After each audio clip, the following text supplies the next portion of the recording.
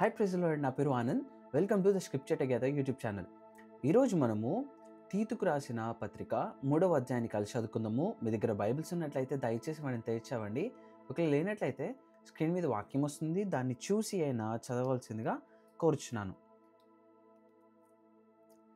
అధిపతులకును అధికారులకును లోబడి విధేయులుగా ఉండవలెననియు, ప్రతి సత్కార్యము చేయుటకు సిద్ధపడి ఉండవలెననియు, మనుష్యులందరి ఎడల సంపూర్ణమైన సాత్వికమును కనపరుచుచు, ఎవరినీ దూషింపక జగడమాడని వారును శాంతులునై ఉండవలెనని వారికి జ్ఞాపకము చేయుము.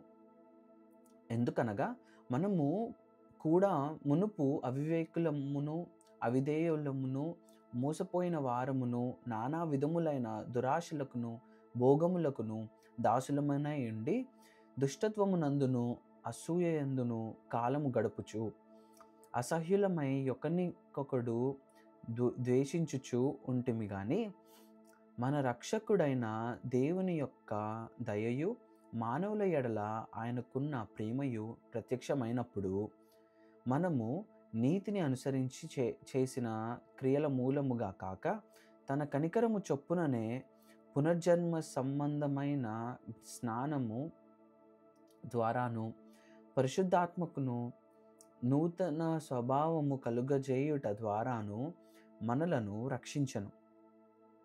మనం ఆయన కృప వలన నీతిమంతులమని తీర్చబడి నిత్య జీవమును గూర్చిన నిరీక్షణను బట్టి దానికి వారసుల మగుటకై ఆ పరిశుద్ధాత్మను మన రక్షకుడైన యేసుక్రీస్తు ద్వారా ఆయన మన మీద సమృద్ధిగా కుమ్మరించను.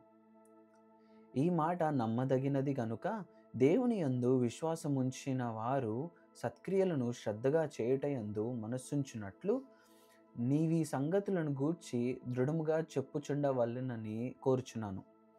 ఇవి మంచివియు మనుషులకు ప్రయోజనకరమైనవైనై యున్నవి గాని అవివేక తర్కములను వంశావళులను కలహములను ధర్మశాస్త్రమును గూర్చిన వివాదములను నిష్ప్రయోజనములను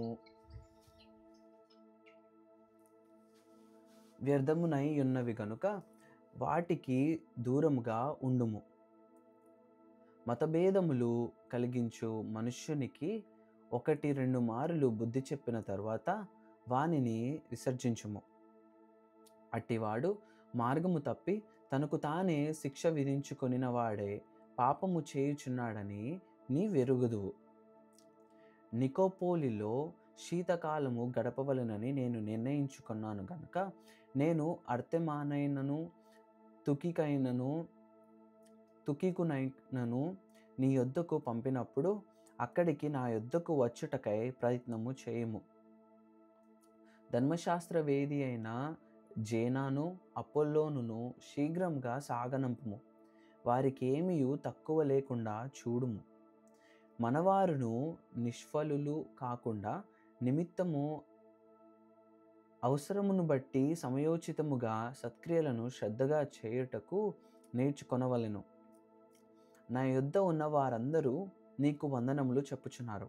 విశ్వాసమును బట్టి మమ్మను ప్రేమించు వారికి మా వందనములు చెప్పుము. కృప మీ అందరికీ తోడై ఉండును గాక.